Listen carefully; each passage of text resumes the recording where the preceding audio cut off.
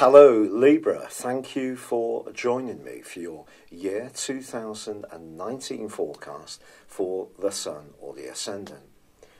The year begins with the solar return for your sign, so we look at where the planetary positions are at the turn of the year and their angles or their aspects to other planets. And at the start of this year, the standout performer for me, for your sign, is Mars, because he's moved just as the year begins into the sign of Aries, which is going to give you, throughout this year, a pulse of positivity when it comes to how you interact with others, but also a proactiveness.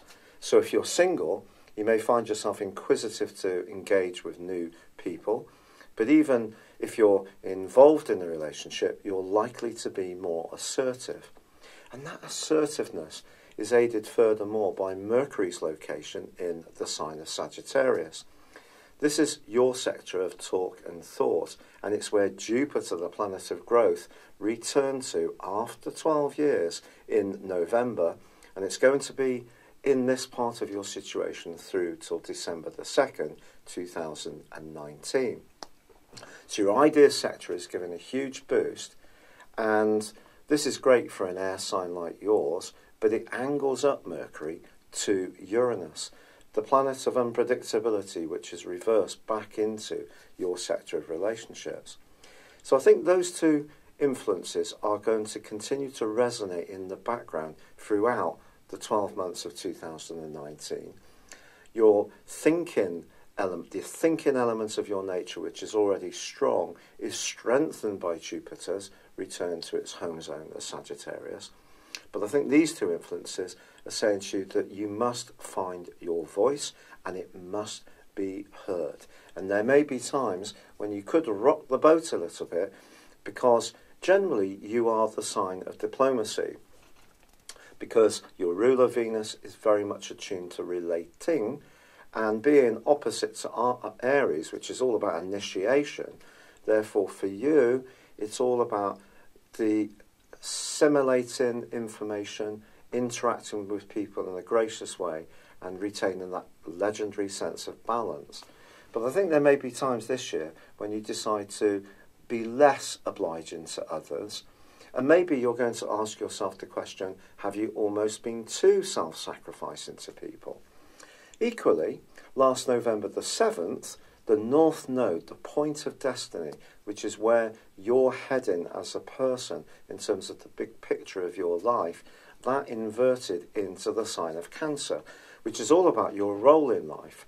And that's going to be very important this year, because the North Node stays there all year. It stays there until May the 20th, 2020. But there's also going to be a solar eclipse on the 2nd of July, which is going to raise your profile and give you a much greater desire to achieve recognition and to make a progress around your key goals and ambitions. But the other big influences at the start of the year to complement the role of Mercury, the role of Jupiter, and the role of Mars does focus on the Sun, which is always in Capricorn at the turn of the year, but Saturn is also in this location along with Pluto. Now, you know Pluto has been here since 2008 and Saturn for just over a year. But on the 6th of January, the big news is that Saturn is going to be alongside a solar eclipse in Capricorn. And that's going to provide a backdrop of energy for the following 6 months. Eclipses are very important. But just hopping back onto that solar eclipse, that solar return, I beg your pardon, Venus, your ruling planet, is in the sign of Scorpio as the year turns. So improving your lot financially or enjoying the good things in life is probably never going to be too far from your thinking throughout the year. But back onto that eclipse. This is all about where you live, how you live there, who with, your closest relationships within the family, your very intimate friends, your partnership, and it is going to be a major theme for 2019. If this area of your life is working well, there can be growth. So it's an opportunity perhaps to move to somewhere more comfortable, somewhere that really meets your expectations when it comes to your immediate environment.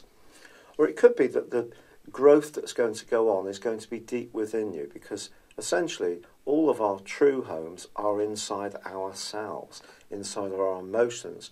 We have the physical manifestation of our security, the shelter that we have, but of course it's inside ourselves that's governed by the moon.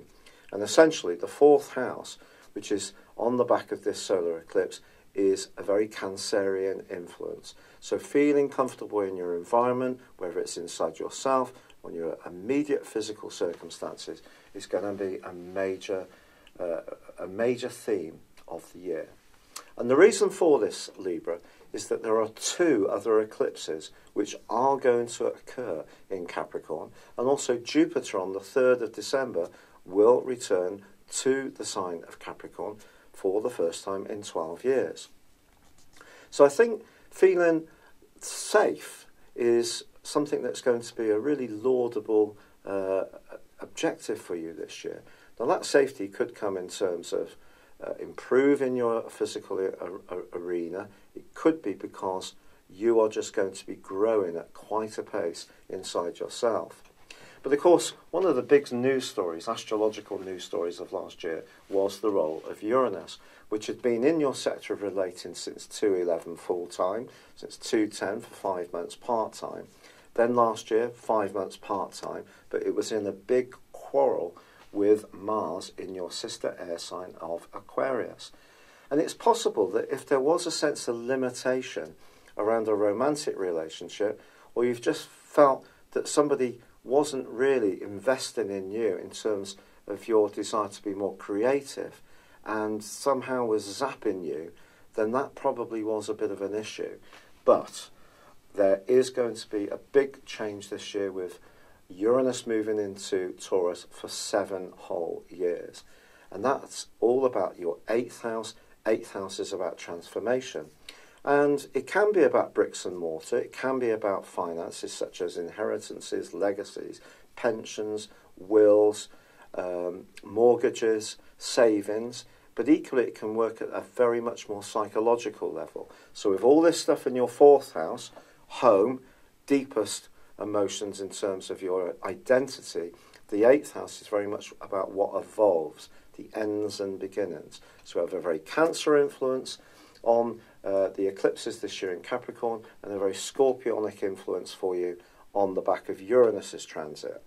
But by the 21st of January, there is actually a lunar eclipse in the sign of Leo, which is very much more sociable, and because it's fitting together in a pair with the solar eclipse in Capricorn, I think it's possible that your social interaction and how that works in terms of how you feel about yourself can be quite a big part of the first 6 months of this year. If you're someone who feels very secure and comfortable in company, interacting with people, you can thrive. If this is an area that challenges you more, then it might be something that needs to be worked at. Then we have the move of Uranus, but I think perhaps the most important phase of transits this year does involve Saturn and Pluto, and it begins on the 6th of April. And the reason this is so important is that they're going to be side by side through to the end of June, when they both go into 5.5-month retrogrades. But the key here is that Saturn's about structure, but it's also about limitation. It can be about obstacles.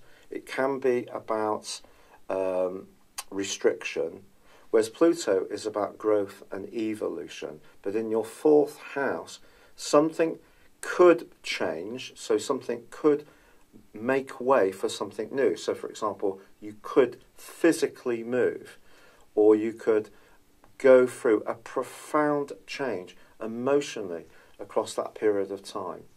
It's also possible that your relationships with family members can alter radically as well. And perhaps too with a romantic partner. If you're not in a relationship which is really nurturing you, and you feel that someone really cares about you as passionately as you care about them, then this is going to be a year when you're thinking about it. And with Jupiter being very much about knowledge, you could find yourself doing a lot of reading, a lot of researching, and perhaps even a lot of talking with people who are well informed about what makes people in general tick. Now, Jupiter itself does go into a retrograde on the 10th of April, and this will go on until the 11th of August. As ever, with all retrogrades, it's a potential time of things slowing down. So if you are thinking of buying a new mode of transport, you might think again across those 4 months. But then equally, it may be a time to revisit something like that because you are thinking differently. And so something about how you learn, share information, especially if you're someone who's an avid texter or blogger, or you work in technology, or in a sector where you do have to talk to people a lot. Jupiter going backwards is certainly going to give you a lot of food for thought, which takes us round to that solar eclipse in Cancer on the 2nd of July. And for the following 6 months, along with the North Node's position, which I told you about earlier, you're really going to be seriously thinking about the amount of recognition you get, whether you feel really sated by a job that you do. Are you motivated around goals and ambitions? It doesn't matter what they are. It doesn't have to be traditional material ones like ending up running your own business or becoming a big boss in some kind of corporate environment. It can just be about what are your key ambitions, because those can be really defined in the second half of this year. I think part of it is that you need to be in a role which actually feeds you, just in as much as the solar eclipse that occur in Capricorn too, and the lunar eclipse, which occurs on the 16th of July, are asking you to be fed at a more emotional level.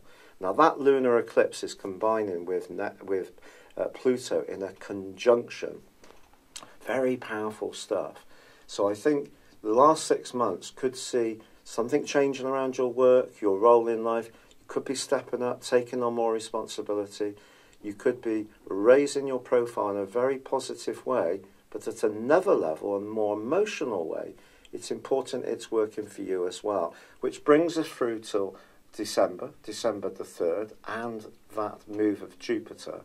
And if you are really wanting to burst through the glass ceiling, so to speak, and gain the recognition that you really feel that you're worthy of, that and the annular solar eclipse, which occurs on the 26th of December, is going to see you ending this year in a very determined frame of mind.